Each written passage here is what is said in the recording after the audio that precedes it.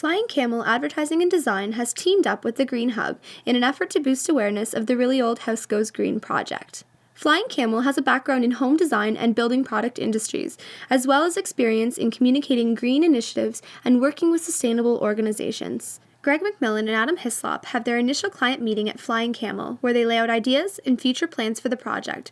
But most importantly, they presented a two-pronged challenge to Flying Camel to help us increase exposure and understanding about both the Really Old House Goes Green project and the greenhub.ca. Unlike a lot of the current TV shows, which might just do a quick before and a quick after, we are painstakingly going through week by week everything that a regular homeowner would have to go through, from paperwork at City Hall to bringing in people to work on the project. And I think that's important what you just said, the regular homeowner, because a lot of the shows focus on something that's fairly unattainable to the average person, unless there is major sponsorship involved, or the backing of a large network, or Ty Pennington or something. Yeah. It makes green look unattainable. And that's what we don't like. We want to showcase the technology and what's available, but there's a lot of stuff that you can do that's just way too expensive. So we're trying to make it so that So we show what's available. For one of the things, we're using the Bradford Restore, Habitat for Humanity.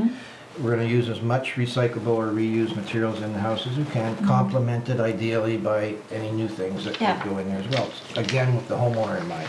The other thing is, all these goods and services have to be available within the Green Hub area. So it's So the local shopping. Yeah, it's to show people this can be done here. You don't have to live in a bigger center to get these things done. So even though it might look like it's moving along fairly slowly, it's not really as compared to what other people would have to do. So believe me, in the last few months, studying all the things that are green oriented within this area, because it's not just Brantford, there's lots that we could be covering that's not covered in traditional media. Yeah, and the There's profiles lots, of just there's some of the lots. companies that are around that are doing really, really amazing things. Like when I read about them, it's like, in the wow, mainstream, this is great. This is our area. Yeah, for the small business that's really trying to make a difference. Like, they have a great idea, they have a great green idea, and it's just that kind of level of promotion. It's a trading thing and a learning thing. They need to know, okay, where do I want to find information about green stuff, or people are doing, you go to the Green Hub.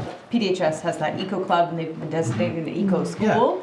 And those kids, I mean, for years now, they've been going out and doing river cleanups and all that kind of stuff of their own volition. So that's what we would cover, okay? You see, the mainstream media, they might cover a little bit of that. We want to just do it like it's, that's the news. It's the green news. It's Auckland news, and there's lots. The schools, as you know, are doing a lot, okay? And they're teaching about that in schools. Well, we did our Christmas donation to PDHS just for the Eco Club, and they're redoing one of the their whole courtyard that is completely unusable right now, and that those kids are going to be working on that project. So that would be great to cover. Exactly. Bring the kids into it. That's right. Yeah. One of our steps is to kind of plot out first steps and then next steps, and we would have to. I can see that there needs to be touch points like monthly. Obviously, it's some sort of. It doesn't have to be a big event. Some sort of mini event. To learn more about the project, go to thegreenhub.ca and stay connected with local green news and events by following us on Twitter and Facebook.